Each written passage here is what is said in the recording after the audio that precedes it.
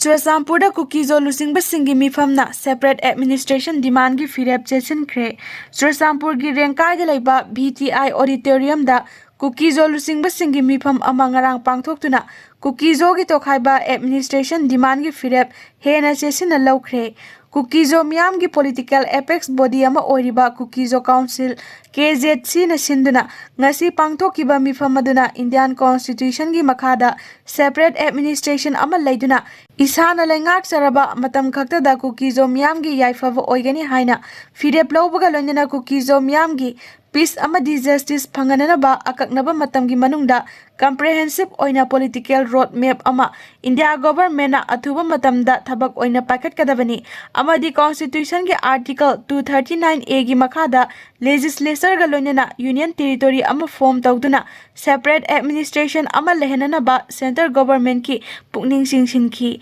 Mifam aduda Kuki zo miyam gi santi amadi achumba warishin ama fangnaba hotnabada Kuki zo lusingba sing punna thabak tawminanaba su punna wasak longminabaga lonjana aikhoi gi demand amadi pandam phangnaba government of India ga constructive oiba dialogue ama sathanaba punna hotnaminanaba hainasu warep lauki amadi Kuki zo miyam ga maitai community ga geographically physically amadi historically tokhai ba oibana athuba matamda India government na Kuki miyam gi damak apamba sibu khangbiduna separate administration ama pibinabasu miyam na taksin ki Kuki zo miyam gi damak Indian constitution gi makhada peace justice amadi self determination amagi damak stakeholder punamak khusamnana thabak tawminanabasu appeal tawki ngasi pangthokiba mifam aduda sakhanglaba tribes sing amadi district frontal organization singi mihut chama henbana saruk yakhi hairi Lengak semba ngamloidaba MLA sing mathangi mikhalda thagat pirakanu M Tombi Miyam gi mihut oiriba MLA singna lengak semba ngamloidaba oirabadi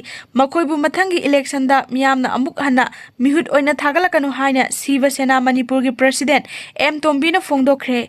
Wafam asi ngasi babu parada laiba Siva Sena gi state asida pangthokiba paumi-singa unaba amada phongdokhibani M Tombi na makhata na ha state asida lengak semba ngambagi MLA masing laina hauzik fawba miyam gi lengak amal lehenba ngamdaba haibasi yamna ikai ningai ni lengak semnabagi pandamda MLA singna mifam ama pangthoknaba tawbada pangthokhandriba karigino India lengak na state asida yengliba mityeng asi yaningde MLA singna su miyam gi mihut oina chapchaba thabak tawfam thoi lengak semba ngamloidaba oirabadi sikhibane hena fai hainasu mahakna phongdokhi loinana governor na chayolamagi manungda singamasung tamda lariba illegal arms sing pikhalaknaba hairibasi nakal animak chap manaba mityengda chathabiyu karigumba nakal ama khaki yengduna chathaba tarabadi maduda thorokpa afafata khudima governor na pugadabani haiki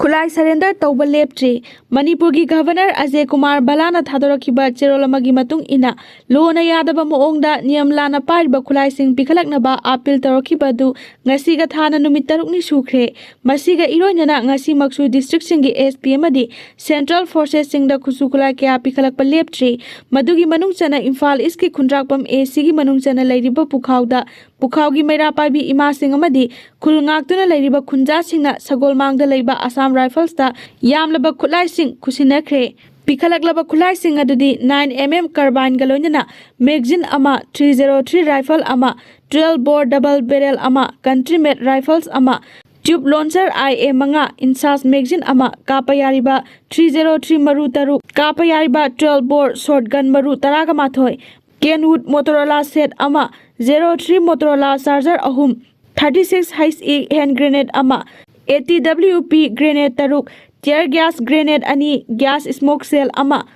mini flare card with ama 36 grenade fuse manga 7.62 mm 303 maru ani 9 mm gi kapa yariba maru ahum 303 blank maru manga 5.56 inches maru tara technical base tara helmet ahum pikhatki Assam Rifles ki maikai hanagi punsida tangdu laitana leinaba angamba thakta hotnagani miyamna sumi paiba pokpiganu haiba wafam khunja singda phongdoklamki